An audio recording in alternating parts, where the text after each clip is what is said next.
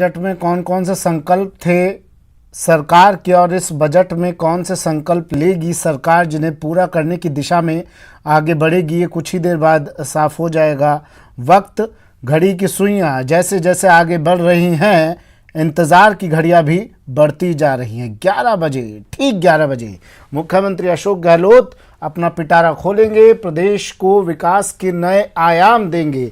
कौन कौन सी घोषणाएं वो करेंगे, कौन कौन सी बातों पर उनका फोकस रहने वाला है, कृषि, रोजगार, महिला, बाल विकास, सड़कें और तमाम चीज़ों पर आज फोकस रहेगा मुख्यमंत्री का। इस बजट के जरिए ये विकास की घोषणाएं आज मुख्यमंत्री करने वाले हैं। क्या कुछ रहने वाला है खास, मेरे सहयोगी, और कितनी उम्मीदें लोगों की जुड़ी हुई है इस बजट से, वो उम्मीदें क्या पूरी होती हैं या नहीं होती हैं, ये कुछ देर में पता चलेगा। मेरे सहयोगी हमारे साथ जुड़ गए हैं, जयपुर से बाबूलाल दहायल हमारे साथ जुड़ गए हैं, साथ ही महेश दाधीज भी जयपुर से हमारे साथ जुड़े हैं। आप दोनों के पास मैं आऊँगा, पहले आपको श्रीगंगानगर लिए चलते हैं। अशोक हमारे साथ जुड़े हुए हैं श्रीगंगानगर से। अशोक, किसानों को लेकर भी अहम घोषणाएं आज हो सकती हैं। पिछले काफ़ी दिनों से जो हम आंदोलन देख रहे हैं किसानों का, और राजस्थान में भी ये आंदोलन अपने चरम रूप में आ रहा है। राजस्थान के किसान भी काफ़ी उम्मीदें लगा के बैठे थे, केंद्र सरकार से भी, राज्य सरकार से भी। कर्ज माफ़ी एक अहम बिंदु है उसमें। क्या कह रहे हैं किसान और आम लोग, कितनी उम्मीदें हैं श्रीगंगानगर वासियों को आज के बजट से?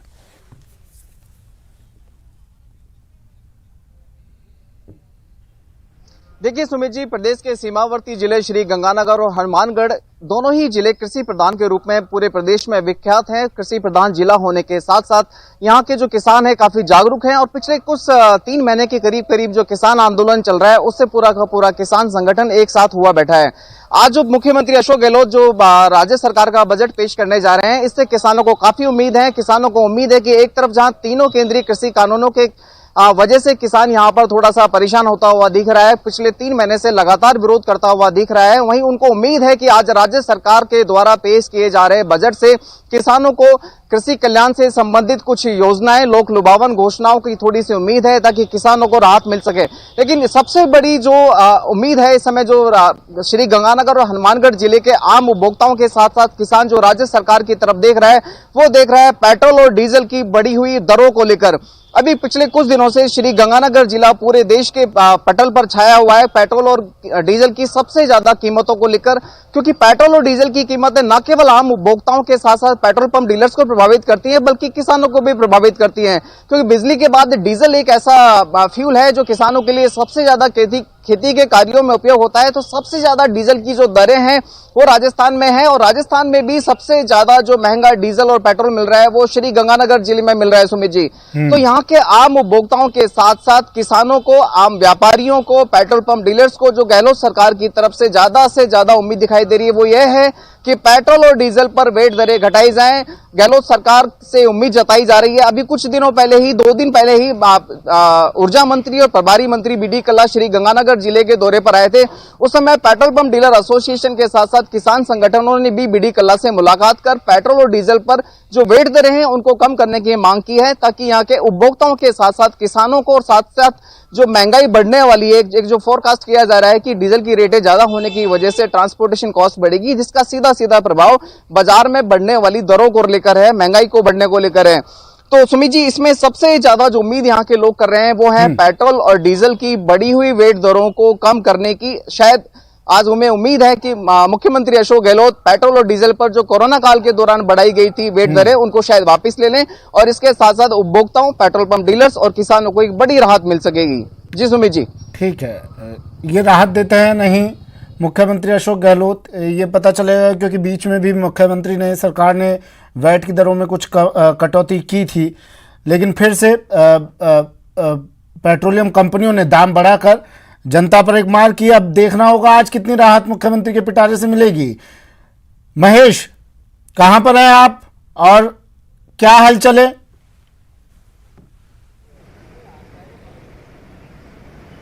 देखिए, बिल्कुल मैं विधानसभा के बाहर हूं, और सुमित आपको जानकारी देना चाहूँगा कि यहाँ पर विधायक, मंत्रियों के आने का सिलसिला, अधिकारियों के आने का सिलसिला है वो शुरू हो चुका है, और अब कुछ देर बाद में मुख्यमंत्री अशोक गहलोत यहाँ पर पहुँचेंगे, और जो बजट आज जिस पर कि पूरे प्रदेश की निगाहें हैं वो यहाँ पर प्रस्तुत किया जाएगा, पेश किया जाएगा, और उसमें जो जनता के विभिन्न वर्गों की हम बात करते हैं, उनकी उम्मीदें जो जुड़ी हुई है, निश्चित रूप से आज कई हद तक पूरी होने की उम्मीद है। और ख़ासतौर पे मैं युवाओं की बात करता हूं, जिन्हें कि आज नई भर्तियों की सौगात मिलने की पूरी उम्मीद है। जिस तरह से पुलिस विभाग में 5000 पदों पर नई भर्तियां जो है वो आने की वहाँ पर उम्मीद की जा रही है। ऊर्जा विभाग में हाल ही में जो है घोषणाएं कर दी गई थी।